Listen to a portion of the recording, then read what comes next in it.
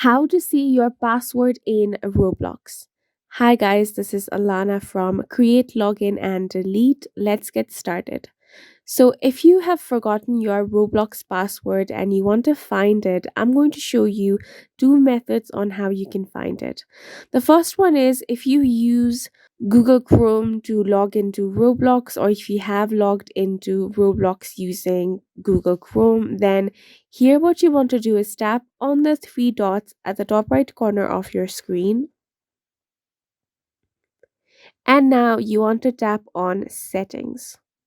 Once you're on your settings, tap on Password Manager. Now, from here, you can find the list of passwords.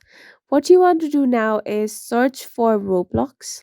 Once you find it, you're going to find the username and password. So, tap on the I button to view your password of Roblox. So this is one way on how you can find password of Roblox. The other way is if you use iPhone, you can head into your settings and from here search for password. Once you do that, you're going to find the password settings right here. And when you tap open the password settings, you will find the passwords that you have saved over here, so it might work in iPhone. For Android, you can try the Google Chrome method.